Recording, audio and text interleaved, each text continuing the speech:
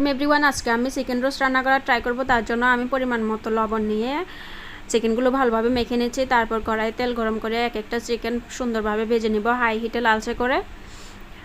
প্রত্যেকটা চিকেন আমি হাই হিটে ভেজে নেব, বেশি ভাজবো না। হালকা একটু লাল হয়ে আসলে আমি চিকেনগুলো নামিয়ে ফেলবো। এপিট ওপিট করে চিকেনগুলো আমি ভেজে নিয়েছি। তারপরে আমি যে তেলগুলো ছিল ওগুলোর মধ্যে একটা মাঝারি সাইজের পেঁয়াজ কুচি কুচি করে কেটে পেঁয়াজগুলো দিয়ে বেরেস্তা করে নেব। এখন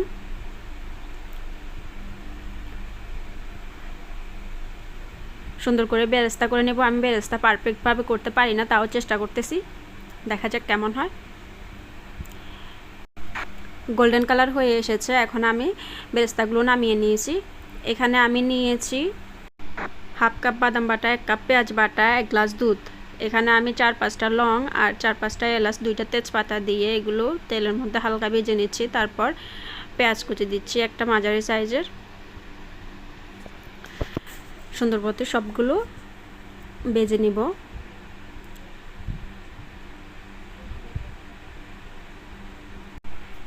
পেঁয়াজগুলো হালকা লালচে করে ভেজে নেওয়ার পর আমি হাফ চামচ আদা বাটা, 1 চামচ রসুন বাটা দিয়ে আবার তেলের সাথে মিশিয়ে নিয়েছি। তারপর 1 কাপ পেঁয়াজ বাটা দিয়ে দিচ্ছি।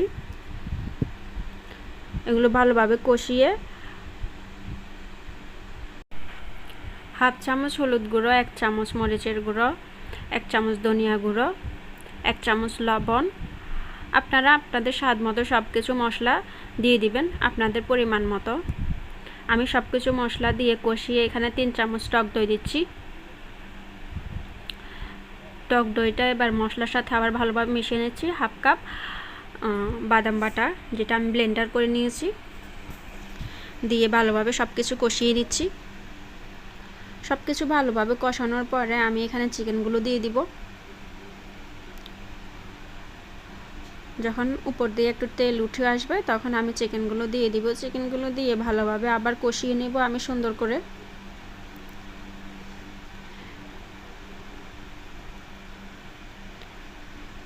চিকেনগুলো সুন্দরভাবে কষানোর হয়ে গেলে এখানে আমি 1 গ্লাস দুধ দিয়ে দিচ্ছি। আমি কিন্তু এখানে পানি ব্যবহার করি নাই, কারণ আমি একটু অন্যভাবে ট্রাই করার চেষ্টা করতেছি চিকেন রোস্টটা। এখানে আমি 4-5টা কাঁচামরিচ দিয়ে দিছি, 1 চামচ গরম মশলা দিয়ে দিছি, 1 চামচ চিনি দিয়ে দিছি। তারপর 1 চামচ কেওড়া জল, 1 চামচ গোলাপ জল দিয়ে উপর দিয়ে বেরেস্তাগুলো দিয়ে দিছি। আমার চিকেনটা কিন্তু হয়ে গেছে, চিকেন রোস্টটা হয়ে গেছে। আমি চিকেন রোস্টটা একদম মাখা মাখা করতে চাইছি, ওই জন্য একটু পানি ব্যবহার করি নাই। আপনারা পানি ব্যবহার করতে পারেন কষানোর সময়। দেখেন আমার ফাইনাল লুকটা অনেক সুন্দর হয়েছে এবং খেতেও খুব ভালো লাগছিল। তো আপনারা এভাবে ট্রাই করে দেখতে পারেন, বাসায় ট্রাই করে জানাবেন কেমন হয়েছে।